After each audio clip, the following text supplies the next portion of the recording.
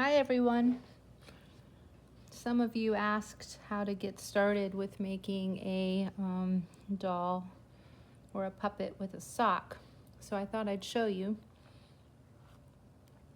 I have these carders here, and they're great for carding wool.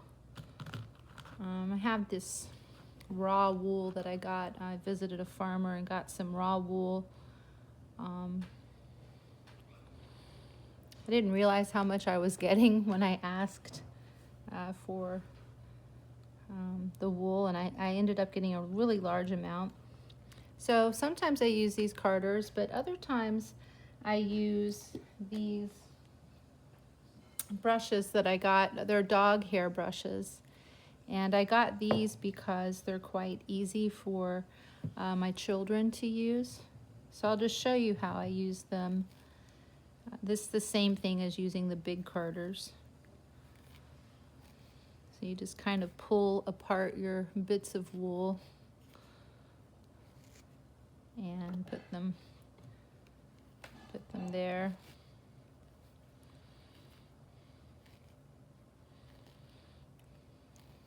If you're going to get wool that's kind of already carded, you might want to get wool that's kind of bulky, not necessarily the wool roving. This is going to be inside. I just kind of do that. That kind of helps to kind of break the wool apart and make it less dense, more fluffy. You can see it kind of fluffing up here and pulling apart. I really like anytime I can empower my children, I do, so that's why the dog brushes are kind of fun. The dog brushes are also good, like if your hands or wrists get sore, because they're lighter. They're much lighter than the big carders. So you can see what happens. The wool gets fluffy and pulled apart, and before it was kind of dense. You see the difference? So I'm going to use the carders because they're larger.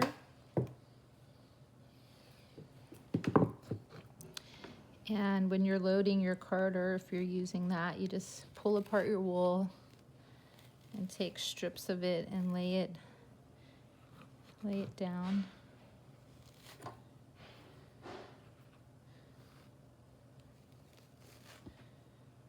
I've had these carders a long time. They were, I don't know, they were a little bit expensive for me when I bought them, but they were a good investment because, you know, I've had them for so long.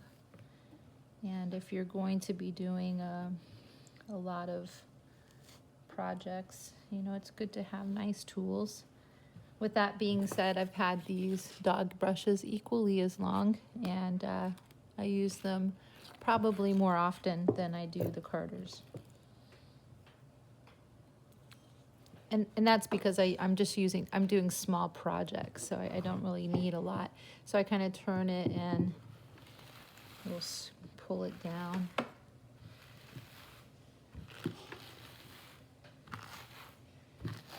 And if you're not interested in watching everything, just speed forward in the video. Okay, you can pull it off. There you go. Got lots of big fluffy wool now. It's pretty good, I think, for a doll's head. What do you think? But I might go for a little bit more. Let's see. I don't know. That might be enough. That might be enough. Let's do a little bit more, just in case. So I've got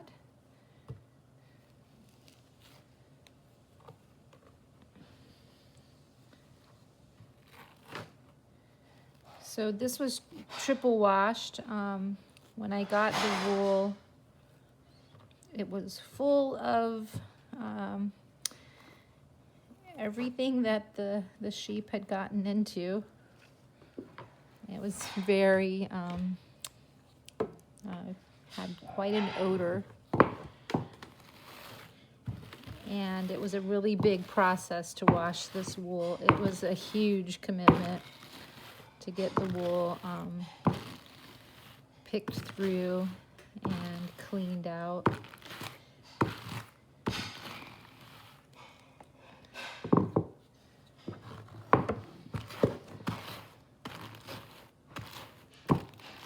I do not ever really recommend putting the wool in a washing machine, because the amount of oil that comes off of the wool definitely will make an impact on your washing machine. It will never be the same after you do that. There will definitely be need to be cleaned very well.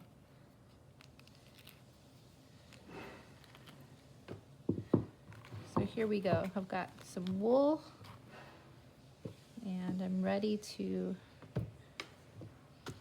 make the doll head here. So I just have some t-shirt, this was just a t-shirt, and I usually dye the t-shirt in a bit of tea or a bit of coffee. And I just cut a piece. It's not really any kind of shape. It's more of a rectangle than it is a circle. And I'm going to take my wool here. And this is a lot. I'm just going to look and see what's that going to look like if I kind of make a little package here. What's that going to look like? Oh, you can see the table's dirty. That's from all the stuff coming out of the wool. It's amazing how dirty a sheep can get. There we go. So this would begin to be kind of the doll head, the shape of the head. Okay, so I think that's pretty good. Once you start to kind of squish the wool down, you'll see that it gets smaller and compact. So I'm just going to tie this off here with a piece of string. I've got some string here. Does your string look like that too? Yeah, I try to be neat and organized, but I have 4 children, and I encourage crafting and making. And they're always kind of getting into the craft supplies, and they're not necessarily interested in organizing them back. So pretty much all my craft supplies are in a mangled mess, but that's okay. I got to just keep going. I can't let that stop me. Every few years I get a little bit frustrated, and I try to organize all my floss and make everything neat again, but you know, somehow it just gets all messed up again. So I'm just making a knot around the neck line here. I'm just using some cotton floss.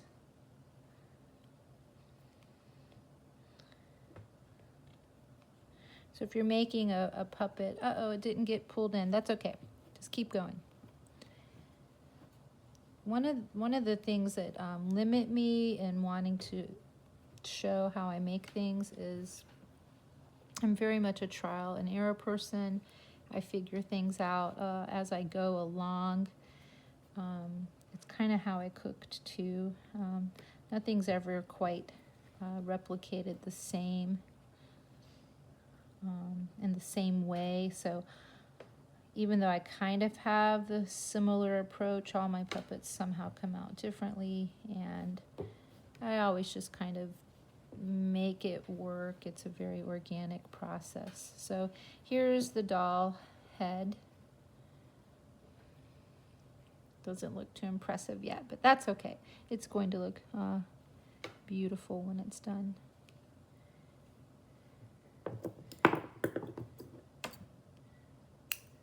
So I want to look at my ball here that I've made and look for what part do I think is most face-like. Where would the most face-like part be?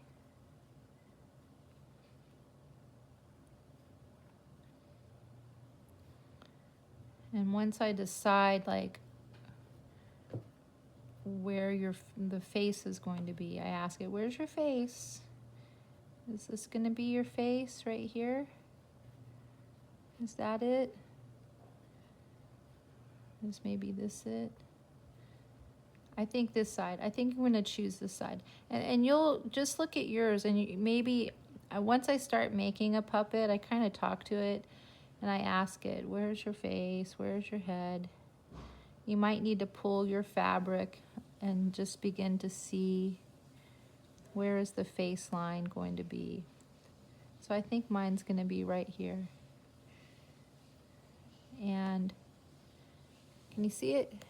It's coming in to be a nice face. You just kind of feel it. It's like working with clay a little bit. So once I determine my face side, I take another bit of string and I'm going to wrap the string where I think the eye level would be if this was a face. So where would the eye level be? So it's kind of like about right there. So I just have a little piece of string and look for my eye level and I go, okay, it's about there. And I'm going to tie a knot onto the back right here.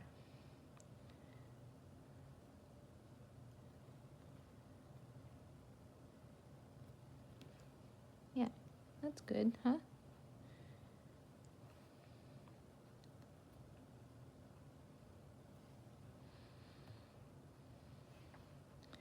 The first time I made my first doll head was during a hand working group. I was so fortunate to have a few women that would gather together and bring what they were working on, and we would sit. We always planned to be done by 9, but we always stayed till midnight. We just enjoyed handwork and sitting together. So there's my face. There's the eye line. And I just kind of gathered the fabric, so nothing fancy. So I went, and don't tell them, but I got some socks. I got this old pair of socks. I don't know if your socks are like that, but ours are always really dirty, like on one side. And believe me, this sock has been washed many times. It's just stained. That probably only happens to us. So I'm going to turn the sock inside out. And now it's less dirty. Voila. And I'm going to make the face side of my puppet the not as dirty side, basically. This will be the side of where I want the face to be. So I'm going to take the head that I've made and I'm going to put it inside the sock here.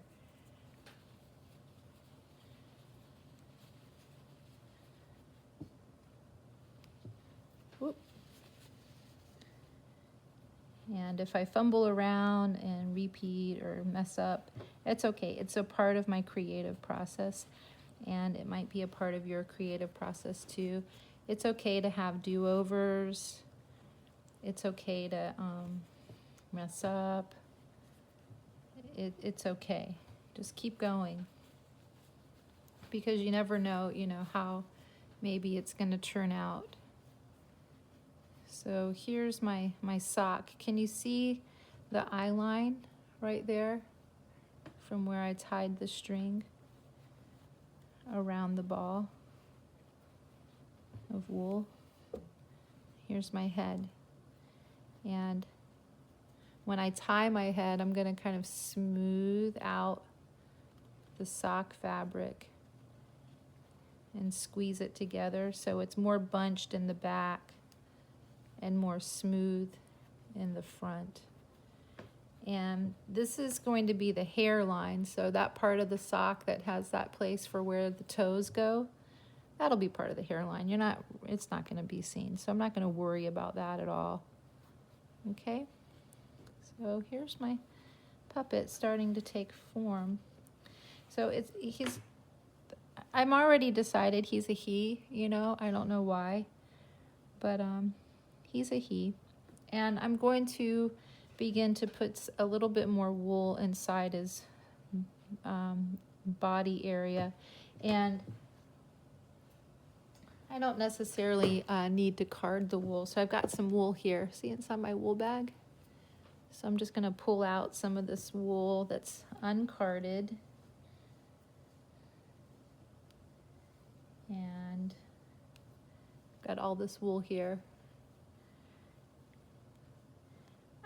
I guess if you wanted to, you could probably card it and make it fluffy and whatnot, but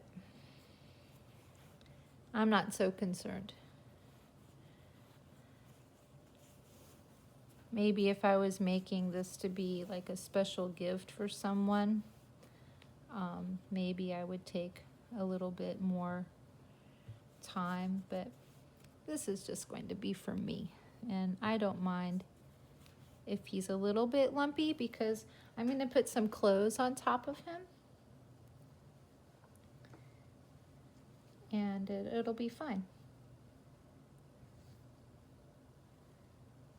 So here comes some more wool here. Uh-oh, come back.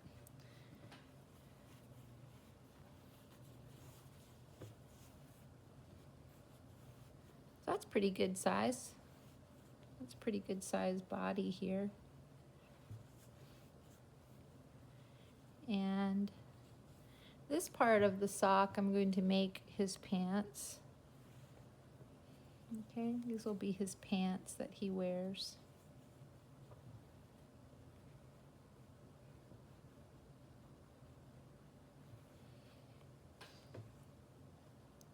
So to make him to where he could be like stable and have some firmness to stand upon,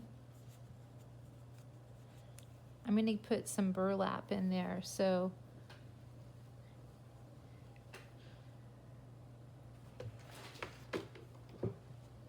he's going to need another place for holding his burlap to make him steady. So I'm just going to use that same piece of t-shirt that I have, and I'm going to make like another ball shaped area, like a rectangle-ish thing that I'll be able to make another ball with.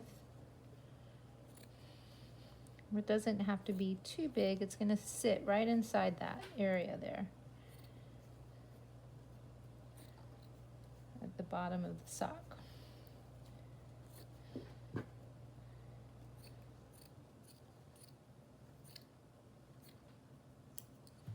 Okay, so here it is. I got this other piece of fabric, little t-shirt that I cut.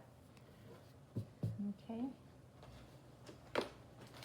And I've got some burlap. This was actually an old pillow, an old burlap pillow. There's the burlap inside. And isn't that nice? And so I've just repurposed this old burlap pillow. You could probably use beads, like tiny beads.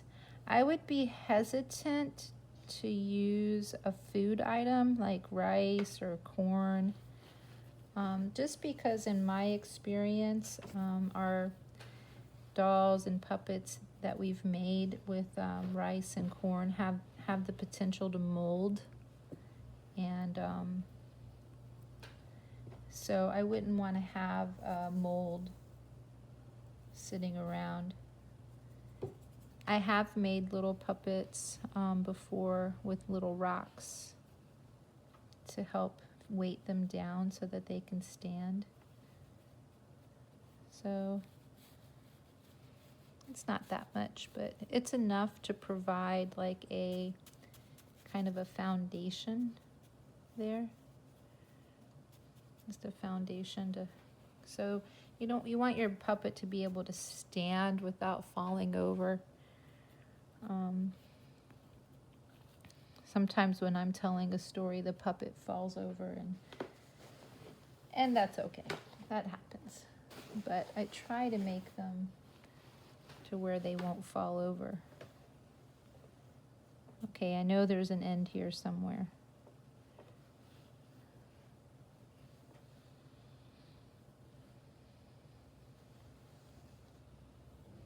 So tie off your little bag.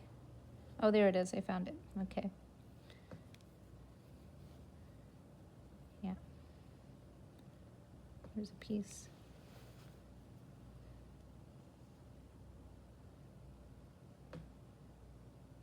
My kids are sometimes a little embarrassed by me, and I've realized, I was embarrassed by my parents too. But I realized I just have to be myself, and it's okay. So, and I'm saying that because I've got this big wad of string here that I'm working with, and all my supplies aren't perfectly laid out, but that's okay, because I think it's the perfectionism in me that keeps me from connecting sometimes. So I'm really working on that.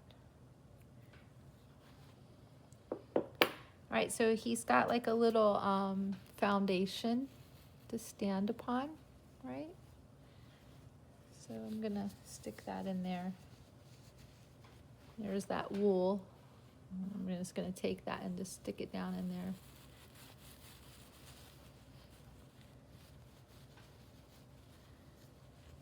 So he's got something that'll flatten out and be a little bit weighty there. The burlap's not heavy at all, but it is flat, and so it will create a little platform for the doll. So I'm going to take a little bit more string. I'm going to go back to where the head area was, that ball where it was the first time. See the eye line right here? So I'm just going to take some string and tie the neck area.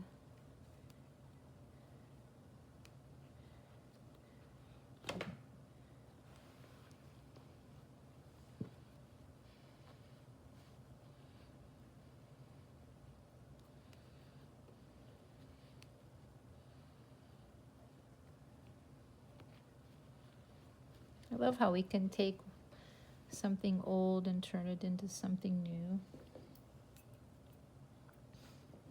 So there's his neckline.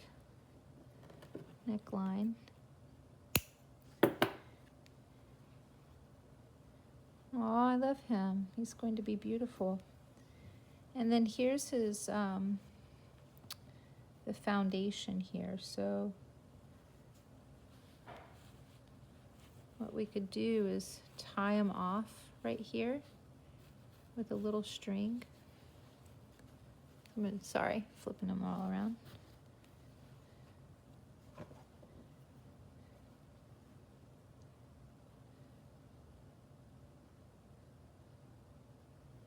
Let's see how this is going to work.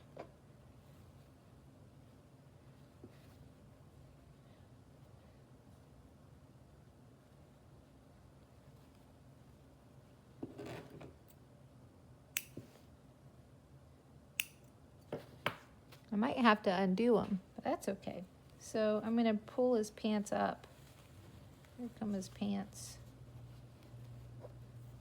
He's got this foundation here. I'll straighten it out so it's not so lumpy. Can you see that? That's the bottom now.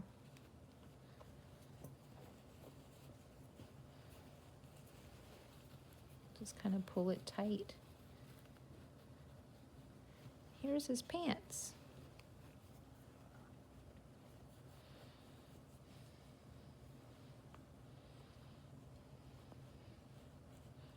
Let's see, will he stand? He stands. Yay. So I just pulled the sock up and then I folded the sock back down.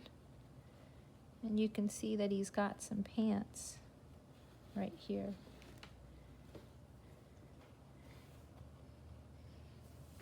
And I have a long needle somewhere. Oh geez, I should have gotten it out.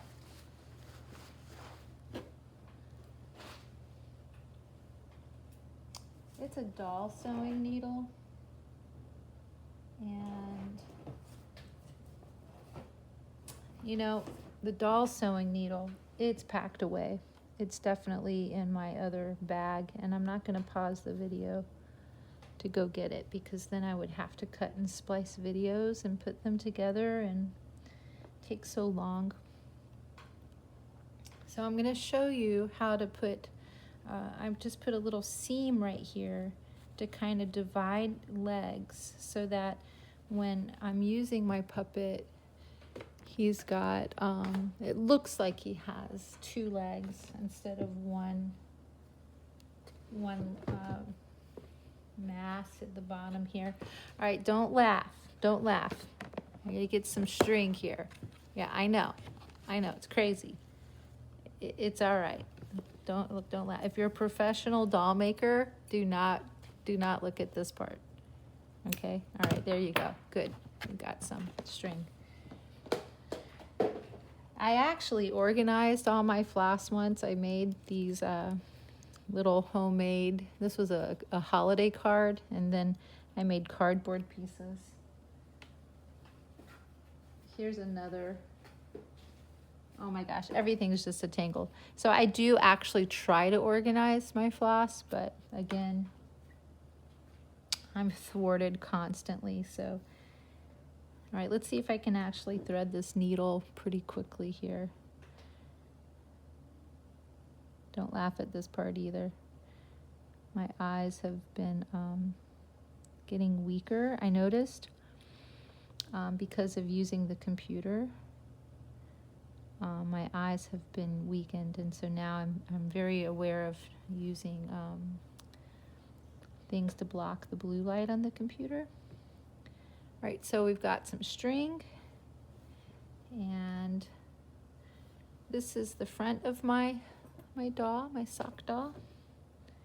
And I'm going to go through the back. So I'm going to turn them around, and I'm going to just add my string here underneath him. So here comes his string right here, just so that knot is hidden.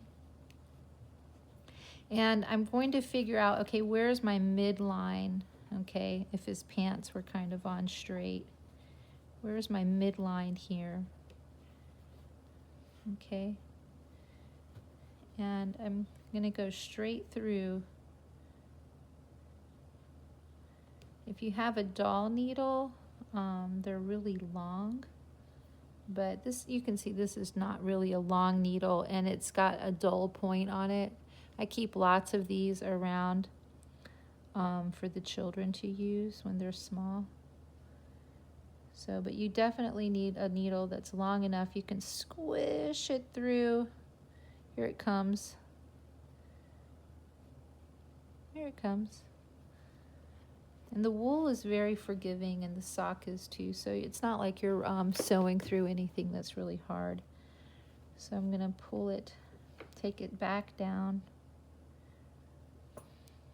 You might, I just chose white randomly, but I think maybe you would want to choose a color that's going to blend, but my guy's going to have pants on, so it's okay if there's this white line kind of showing down. And if you pull it tight, see how I pull it tight? It'll begin to crease. See that crease?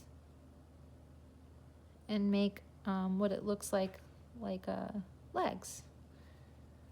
Legs enough, right?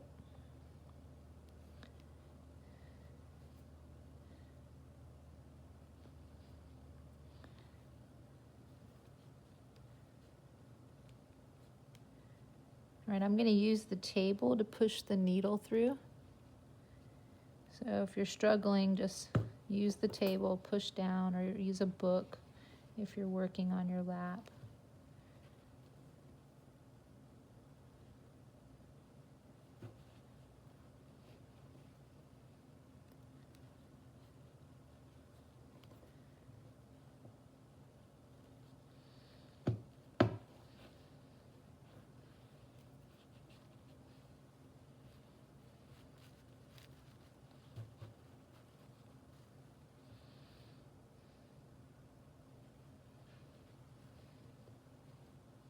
Just kind of wiggle it through all that burlap that's in there and wiggle it through. Use the table to navigate and push it through. There it comes.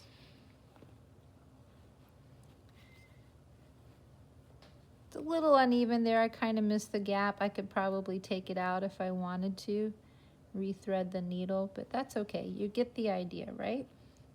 And we're starting to see two sides. So there's the gesture. It's all about the gesture, right? It's the gesture of two legs. And I think that's part of the beauty of making puppets or dolls that are kind of more simple, because the gesture is there and it leaves room for the imagination to kind of fill in the gaps. And my child, I have a small son, he's 9 now, and he told me this week, he said, "Mom, when you use your imagination, you can't be wrong." And I just love that. He really, when he said that, I realized, wow, how much wisdom the children have. So you can see legs. Yay! So there's the gesture of legs. Okay, we can continue to go down, and you can always take that and crease the bottom here. So if you wanted to have like a separation between all the way down to the foot area, then you would just take your string and pull it down and around. And then if you hold it tight, then you can see how now it looks like there's a separation between the two sides, even at the bottom. Let's see if that changes how he'll stand. Will you still stand? Oh, you're a good puppet. He still stands.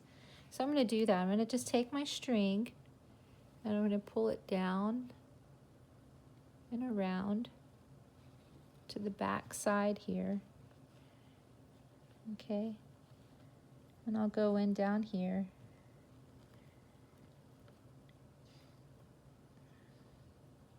And I don't have to go all the way through this time because I'm going to basically tie off the string. So keeping it pretty tight. You can see now there's legs, there's the gesture of 2 feet, and I'm just going to tie it under. And it's okay if it doesn't look perfect to you. It's all right, because just remember, you're probably going to be putting some clothing on the top of your puppet. And also, children are generous and forgiving. And they're not going to be critical of whether your puppet is perfectly formed or made. And you can just kind of tuck it under here. And then maybe pull them up a little bit like this. I hide the string by pulling it up under. I'm just going to pull it a little bit. So then when it's released, the string is hidden underneath the the pants. There he is. Isn't he lovely? A little sock puppet. I love him. He's beautiful. Okay. Yeah, so that's how I start the body. So I'll show you how I make the arms. You want to know how to make the arms? I'm going to pause the video and I'll show in the next section how I add the arms.